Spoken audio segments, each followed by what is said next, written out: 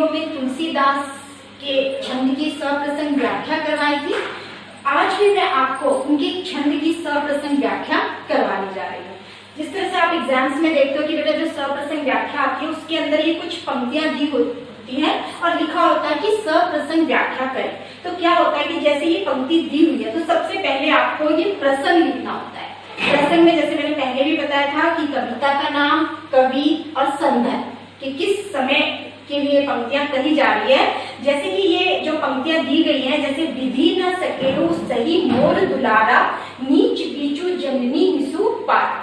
तो आपको प्रसंग में लिखना है कि प्रस्तुत पंक्तियां महास्वामी तुलसीदास द्वारा रचित रामचरितमानस के अयोध्या कांड के भरत राम का प्रेम से ली गई है। तो इसमें कविता का नाम भी आ गया और कवि का नाम भी आ गया। अब है संदर्भ की पंक्तियां किस संदर्भ में कही गई हैं। तो आप लिखोगे कि राम वन गमन के पश्चात जब भरत उनसे भेंट करने के लिए वन में जाते हैं और राम के प्रति अपने आदर श्रद्धापूर्ण उद्गार यानी वचन को प्रकट करते हुए कहते हैं। अब क्या कहते हैं, तो अब है व्याख्या। ये मैंने बताया था कि अवधी भाषा में लिखा हुआ है। ये रामचरितमानस तुलसीदास जी ने अवधी भाषा में लिखी है, तो ये अवधी भाषा में लिखा है। तो अब हम इसको समझकर इसको हिंदी में लिखेंगे, यहाँ पर व्याख्या करेंगे। अब व्याख्या में हम क्या लिखेंगे कि भरत जी कहते हैं, क्या कहते हैं, अब देखो, विधि ना सकेहु सही मोर दुलारा, नीच बीचू जननी मिसु पारा। विधि माने विधाता, मोर माने मेरा, दुलार माने प्यार, जननी, जननी मतलब जन्म देने वाली माता। ठीक है, अब इसका मतलब ये है कि विधाता से हमारा यह प्यार देखा ना गया और उन्होंने बीच में षड्यंत्र करके माता का बहाना लेकर हम मेरे और राम के बीच में अंतर डाल दिया। यह कहत मोहि अर्जुना शोभा, यह मतलब यह कहते हुए, मोहि मतलब मुझे आज ये शोभा नहीं दे रहा है। क्यों? अपनी समझी साधु सूची ओभा, यानी अपनी समझ में कौन साधु और सूची माने पवित्र, अपनी समझ में कौन साधु और कौन पवित्र है इसका निर्णय तो दूसरे लोग ही करते हैं। मातु मन्नी, यानी मेरी जो माता है वो नीच है, भाई साधु सुचारी और मैं उनका पुत्र साधु हूँ। उनसन आनंद कोटि कुचारी, उन माने हृदय, हृदय में ऐसी बात लाना दी कि मेरी माता नीच है और मैं उनका पुत्र साधु हूँ। यह कोटि माने करोड़ों, दुराचार, दुराचार का मतलब होता है गलत बात है। ठीक है, तो अपनी माता को मैं दोष नहीं दे सकता। अपनी बात को स्पष्ट करते हुए भरत जी कहते हैं, फरे की कोदम बाली सुसाली, मुक्ता प्रसव की सम्मुख काली। अपनी बात को स्पष्ट करते हुए कहते हैं कि जिस प्रकार कोदव, कोदव का मतलब होता है बेटा मोटा धान और सुसाली का मतलब होता है उत्तम धान। तो क्या कभी किसी जो धान की जो मोटी बाली होती है उससे कभी भी उत्तम कोटि का धान उत्पन्न नहीं हो सकता। कैसे?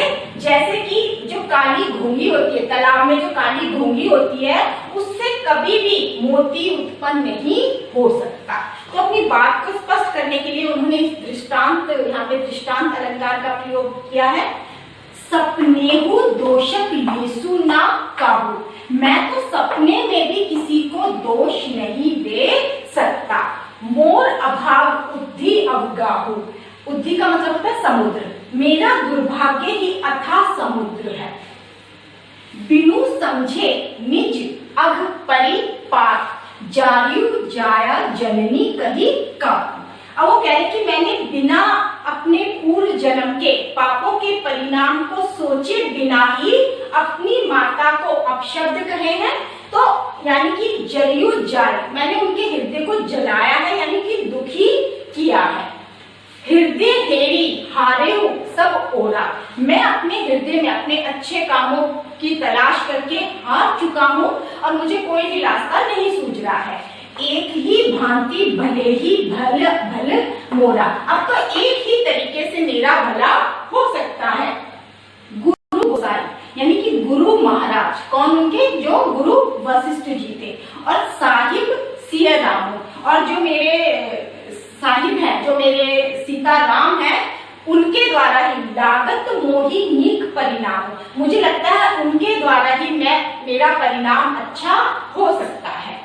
अब बेटा ये चौपाई थी और ये दोहा है। दोहा में क्या कह रहे हैं वो, साधु सभा गुरु प्रभु निकट कहू सुथल सती भाव।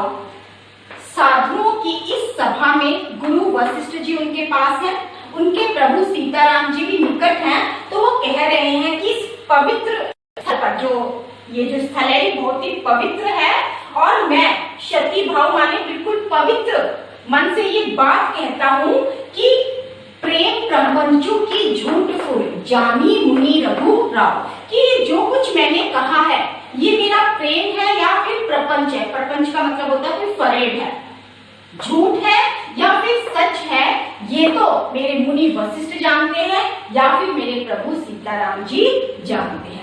तो बेटा ये हमने इस छंद की व्याख्या की थी। अब जब हम प्रसंग लिख लेते हैं, व्याख्या कर लेते हैं, तो उसके बाद जो लास्ट होता है वो होता है काव्य सौंदर्य। अब काव्य सौंदर्य में सबसे पहले तो हम जो ये छंद है, जो ये पंक्तियां दी जाती हैं, उनका हमें भावार्थ लिखना होता है। जैसे इस सबको पढ़कर हमने भावार्थ निकाला कि भरत का राम के प्रति अगाध प्रेम का वर्णन किया गया है। ठीक है, उसके बाद हम देखते हैं भाषा।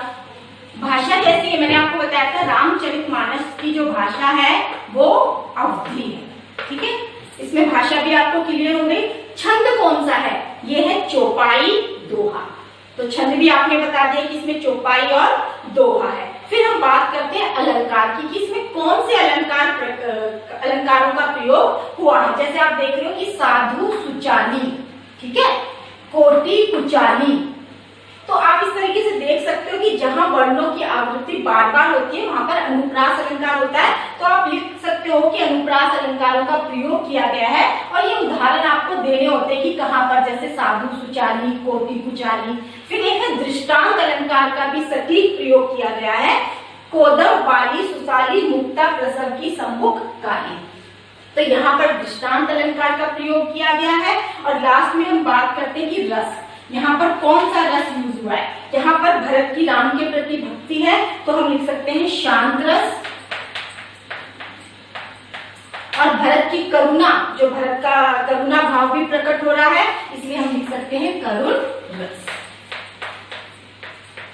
ठीक है बेटा, उस दिन भी मैंने आपको बताया था जब हमें कोई भी पंक्तियां दी जाती हैं और लिखा रहता है कि सप्रसंग व्याख्या करें, तो सबसे पहले आपको प्रसंग लिखना होता है जिसमें कवि और कविता का नाम, उसके बाद संदर्भ देते हैं, फिर व्याख्या में जो लिखा होता है उसी को हम हिंदी में समझाकर लिख देते हैं, फिर लास्ट में हम करते हैं काव्य सौंदर्य। काव्य सौंदर्य में पहले हम भाव बता देते हैं, इसके अलावा उसमें भाषा कौन सी है, रस क्या है, अलंकार क्या है, छंद क्या है, वो सब हम इसमें आपको बता देते हैं। फिर उस दिन भी मैंने आपको बताया था कि इससे रिलेटेड एक और क्वेश्चन आता है एग्जाम्स में, वो होता है काव्य सौंदर्य स्पष्ट कीजिए।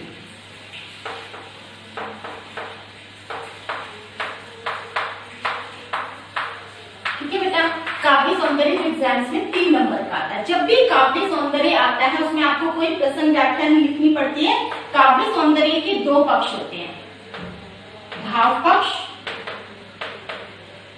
और कला पक्ष। अगर आपने पंक्तियों को ध्यान से पढ़ा है तो आपको काव्य सौंदर्य करने में कोई भी कठिनाई नहीं आती, लेकिन आपको ये ध्यान रखना पड़ता है कि पंक्तियां कौन से कवि की है और किस संदर्भ में कही जा रही है, तभी आप उसको अच्छी तरह से एक्सप्लेन कर पाओगे।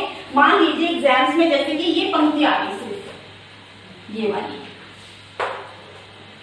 मैं पढ़ के सुनाती हूँ। फरे की कोदम वाली सुसानी मुक्ता प्रसव की सम्मुख काली। अब ये पंक्तियां यहाँ पर लिखी हुई है और लिखा है कि काव्य सौंदर्य करिए, तो आप पहले लिखोगे भाव पक्ष, फिर भाव पक्ष में आप लिखोगे कि भरत जी कहते हैं कि जिस प्रकार से कौदम यानी मोटे धान से उत्तम धान पैदा नहीं हो सकता और काली भूमि से रत्न मोती उत्पन्न नहीं हो सकता, उसी प्रकार से जो मेरी माता है वो अगर नीच है तो मैं उनका पुत्र साधु नहीं हो सकता। ठीक है, इस तरह से आपने इसका भाव लिख दिया। आप ये भी लिख सकते हो कि वो ये इसके द्वारा वो ये कहना चाहते हैं कि जो अच्छी चीज है वो अच्छे ही वातावरण में होती है और जो बुरी चीज होती है वो बुरे वातावरण में ही पाई जाती है। तो तो आपने यहाँ पर भाव पक्ष कर दिया।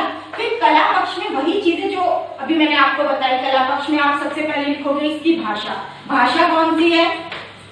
अवधि भाषा का प्रयोग किया गया है, ठीक है। और ये पंक्ति क्या है, इसका छंद क्या है, तो आप लिखोगे कि छंद ये चौपाई है। उसके बाद रस कौन सा है, करुण रस लिख दीजिए आप। अगर इसमें कोई अलंकार है तो अलंकार आपको स्पष्ट करना है। जैसे इसमें दृष्टांत अलंकार का सटीक प्रयोग किया गया है तो आपको उसमें लिखना है कि इसमें दृष्टांत अलंकार का सटीक प्रयोग किया है। ठीक है बेटा, ये समझ में आया आपको कि सप्रसंग व्याख्या कैसे करते हैं और काव्य सौंदर्य कैसे करते हैं। तो उम्मीद है कि आपको ये जो छंद की मैंने व्याख्या करवाई और काव्य सौंदर्य करवाया आपने बहुत अच्छी तरह से समझा होगा। धन्यवाद।